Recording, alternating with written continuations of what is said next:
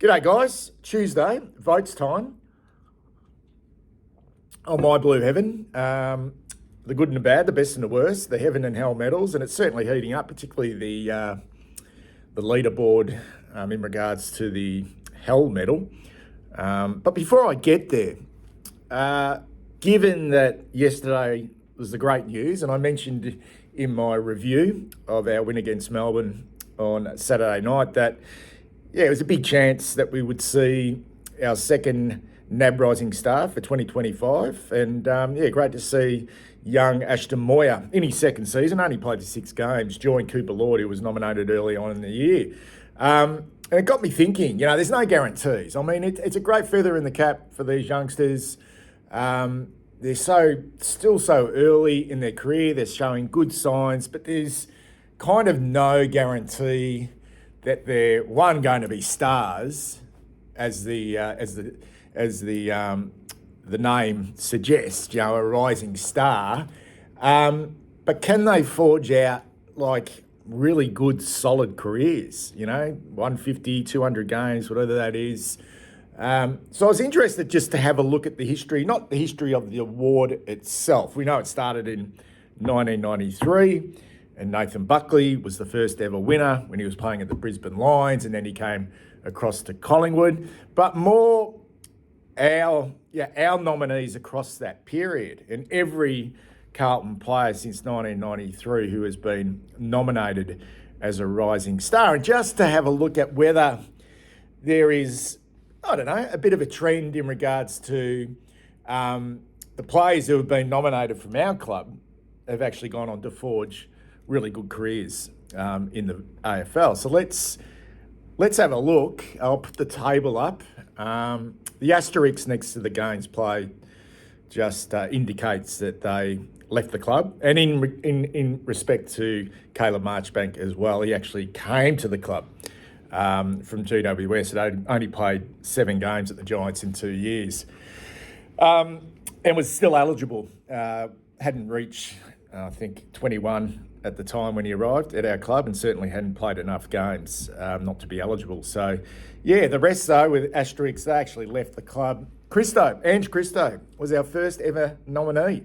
And that's a good omen because, he ended up being a premiership player in 1995 and won 51 games. Is a really good career given that he suffered from, like chronic back issues for a large part of that 151 games. So we had a couple of players who left the club in 1994. James Cook ended up going to the Western Bulldogs, came across from Tasmania. He was a big full forward. And Troy Bond is an interesting one because he looked like he could be anything at our club when he first arrived. As a small forward, missed out, I think, on selection in the 1995 grand final and became a little bit disheartened and went back to his home state in Adelaide and ended up being a premiership player with the Adelaide Crows in 1997, their first ever premiership. He played 94 games.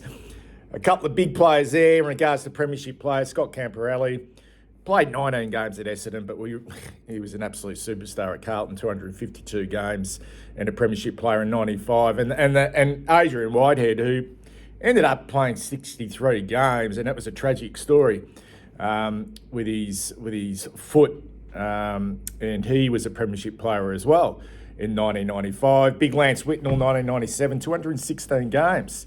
110 games for the little cult hero Darren Hume. And Chris Massey, before he went to the Adelaide Crows, got a NAB Rising Star nominee in 1998. And I think he was a top 10 draft pick, Chris Massey. He probably sees himself more as an Adelaide player than a Carlton player, but he did play in our losing 1999 grand final. Don't remember a lot of Brett Backwell, who played 18 games, 1999. Remember Hula Hoops, Ryan Houlihan, 201 quality games, very skillful player from 2000. And then 3 nominees in 2003. Trent Spawn, who ended up going back to South Australia, played 50 games. Jarrad Waite, who, he ended up playing some quality football at North Melbourne. He was a very good player for us, 244 games. And the unlucky Brad Fisher, who had an ACL reconstruction If he didn't have that, he would have played the 100 games and got stuck on 99. 2004, when we were absolutely reamed by the AFL in regards to our draft picks, we still were able to bring Andrew Walker into the football club. He played 202 games. And Carl Norman, not going to go into Carl Norman's career at Carlton, but he played 27 games. Kate Simpson, 342 games from 2005 with Adam Bentic. I reckon looking at this list, Adam Bentic, Aaron Joseph, join Cooper Lord. You may be able to help me out here as the only... I'll chuck Jeff Garlett in there as well as the only rookies, because Carl Norman was a late draft pick. I reckon those three join Cooper Lord as the only rookie picks in the rookie draft to get a NAB Rising Star nomination. Anyway, Kate Simpson, Adam Bentic, Mark Murphy, 300 games, Bryce Gibbs. So a string of number one draft picks. Bryce Gibbs, 268 games, and then went to Adelaide and played, I think, 30-odd games there. Matthew Cruiser, 189. Sean Grigg didn't play a lot of football at our club. Went to Richmond, was a premiership player with them in 2017. So I think he just played in the first one as a ruckman. Aaron Joseph, the rookie from Tasmania, 73 games, and the brilliant duo there of Chris Yarran, 119 games, went to Richmond, didn't play a game at Richmond, and Jeff Garlett played some quality football at Melbourne as well, but his best football was with us, and they were absolute two superstars. The three amigos, as they called them, Chris Yarran, Jeff Garlett, and Eddie Betts. Dylan Buckley and Troy Menzel, 41 games. For Dylan Buckley, I think he played 3 at the Giants, and Troy Menzel played about maybe 5 or 6 at Adelaide. Patrick Cripps still going, 225 games he's played now, the skipper. And I was actually at that game when he was nominated. That was the game in New Zealand, guys, at the Cake Ton in Wellington, where he just arrived. He'd broken his leg in his first season in the AFL, then came back and had that big game, that breakout game.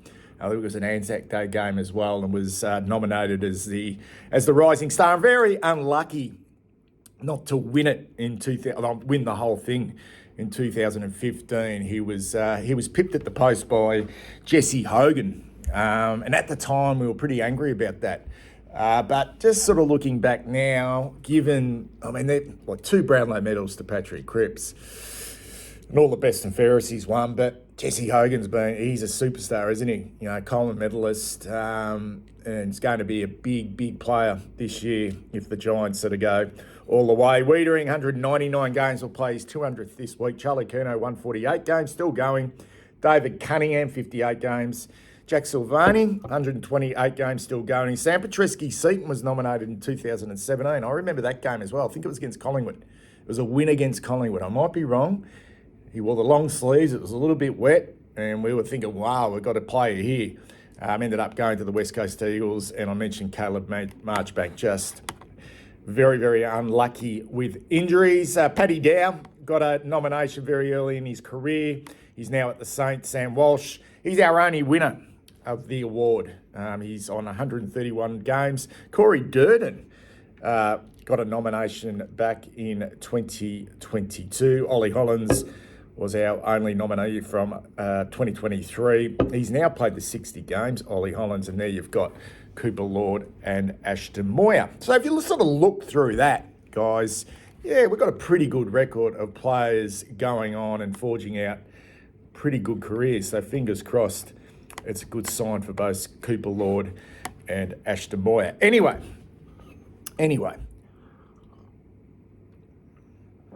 good coffee. It's actually raining and very, very cold in here in Melbourne today. It's actually raining, so it's perfect time for a coffee. Anyway, let's have a look at the coaches' votes, because they came out yesterday. And these are kind of interesting. And I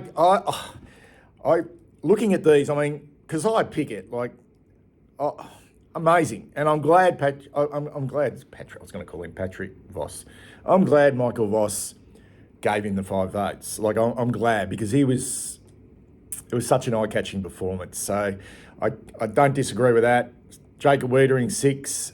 Patrick Cripps, 6. Matthew Carroll, interesting, got the 4. Lockie Cowan, so a couple of young defenders in there. Trent Rivers, 1 vote. Didn't notice Trent Rivers a lot. Now, obviously, our focus is a lot on our own football club. Didn't notice Trent Rivers a lot.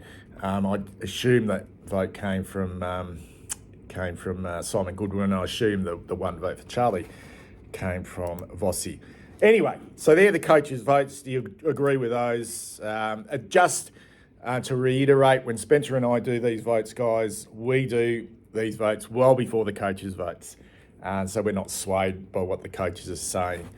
But we'll go to the round 19 votes for the My Blue Heaven medal. 5, 4, 3, 2, 1. This is how Spencer and myself voted. So we'll start with mine. I thought Jacob Wiedering was our best player. Statistically, it didn't look great. On like, you look at, I think he only had maybe 10 or 11 disposals. But he's just a rock. He was a rock, and we've been crying out for him to lead from the front in that back half with a youngish kind of back line with some young players down there. O'Farrell, Carroll, Cowan, and he did just that. And he was, other than maybe a mistake against O'Farrell on Melksham, and look, Melksham's no superstar, but Wiedering, he was rarely beaten in the one-on-one contests and was just excellent all night. I went Lockie Cowan for. I just felt like his courage in the air was I use this word eye-catching a lot. It was eye-catching. He's still got a bit to learn in regards to just showing a little bit more composure. When he gets the ball in his hands, he tends to still sort of dump that ball and panic a little bit, but he's certainly growing in stature. And he's been very, very good since he's come back from that hamstring injury. I thought he was excellent. I mean, it's hard to go past Ashton Moyer's 4 goals, and they came at really critical times, and he executed really well. Really, when you think about it, he probably kicked 3. Like, he got that lucky one, which should have gone to Francis Evans. But he did miss a relatively easy one in the last quarter. But he was just a live wire and found space. It was a really positive and encouraging game by Ashton Moyer. I gave Cripper the 2 votes. That's 2 games in a row now where I feel like he's sort of like somewhere back, not necessarily to his absolute best, but moving well, and his last quarter was big. And I agree with whoever gave Charlie Curnow the coaches' votes. I actually, statistically, his impact, 3 goals, he was pretty bloody good. And I do apologise to Matthew Carroll, I really do, but I just could not fit him in. I mean, you could probably chuck a Cowan out of there, or even an Ashton Moyer or Curnow, and throw Matthew Carroll in there, because Spencer's just gone bang, whack. He's given the Matthew Carroll the 5 votes. He's gone Ashton Moyer 4 votes, Patrick Cripps 3, Jacob Wiedering 2, and Lockie Cowan 1. And Matthew Carroll was excellent. Like, he was really good after, having a bit of a horror game the week before where he was just all over the place in regards to his awareness. He looked really composed in this game. It was a really positive step forward for Matthew Carroll, who's building quite nicely. He's going to have a big game against Hawthorn this Thursday night. So let's look at the leaderboard, guys. So it's great to see a couple of players now. Matthew Carroll moves into 23rd position, and Ashton Moyer, he actually passes. Well, he doesn't pass. He's level now with Charlie Curnow. Seems a little bit like, doesn't seem quite right, does it? But it probably does show you how down Charlie Curnow has been throughout the whole season. He just hasn't really got going. But I did sneak him in for the 1 vote. But right at the top, it's still George Hewitt. Ollie Hollins holds on to 2nd spot, didn't get a vote in this game. Patrick Cripps moves, he's been in that 3rd position now for a couple of weeks. Chera Wiedering is now top 5, pushes Nick Haynes out of that top 5. De Conning, Jack Silvani, Mitch McGovern, Lockie Cowan now. Finally, guys, finally. Sam Walsh is just been hanging around in that top 10 without playing any football like a fucking bad smell. He slipped out of the top 10 and third-year player. Who could believe he's only played the nine games? Lockie Cowan is now into 10th position. And given his form, yeah, there's a sneaky chance that he could, you know, and there's a couple of players there who are still out. McGovern, Silvani, I don't think they're going to be back in a hurry. Maybe Lockie Cowan can keep just sort of sneaking up that leaderboard as the season continues with 5 games remaining. Anyway, let's look at the hell votes. I'll just get those up for you. And yeah, I mean, when you win, I always say this, when you win, it's also difficult. When you win, there's a tendency to say, well, he played his role, he did this, he did that, which is probably correct. You know, it's probably correct. And there's no real fucking formula for this. It's just how we go. And we don't sit together. Well, we did sit together on Saturday night, but we didn't speak about these votes. Spencer sent his votes through to me, and we both agreed that it was Will White who got the 5. And we both agreed that it was Nick Haynes. We did speak throughout the game about Nick Haynes' performance. And just thought he was a little bit shaky, and it was probably the worst game he's had for quite a while. So they're our 5 and 4. I then went with Lockie Fogarty, Adam Sard, who was just all at sea in regards to his defensive. He was just like, man, like, I just don't think he can defend at the moment. Like, he just doesn't. He loses concentration. He just gets caught fucking ball watching, or just, yeah, like he did a couple of good things after half time, you know, a few runs here or there, but he's just, yeah. And I actually gave Ollie Hollands a vote. I gave him a vote. I just did not think he did a lot. And I know it's a bit hard when you're playing on a wing and stuff, but I thought he had very, very little impact in the game at all. Spencer went Will White, Nick Haynes. Jesse Motlop didn't escape the Spencer's wrath in this game, and Lockie Fogarty and Adam Sard. So the leaderboard, yes, it is a fascinating leaderboard with Jesse Motlop getting those 3 votes off Spencer. He's now on 51. Blake Acres, who hasn't played for a fortnight, on 43. Lockie Fogarty now overtakes Charlie Curnow into 3rd position. Curnow not voting in this game. De Conning not voting in this game. Will White is the big mover. I actually hope, and it's really harsh because, like, I think it's probably the most difficult position to play, that sort of small forward role where you're up and down the ground. I hope he plays again this week. In fact, I hope he plays the rest of the year. Him and Flynn Young. I'm disappointed that Francis Evans got injured. Just play them. Just play them. If they're sort of kind of playing their role and they're running hard and their defensive aspects are okay, just continue to play them, and let's see what we've got with those small forwards who are kind of on the fringe. McGovern 24, Alex Chincotta, who did not play. Now, there's a couple of things here with Alex Chincotta.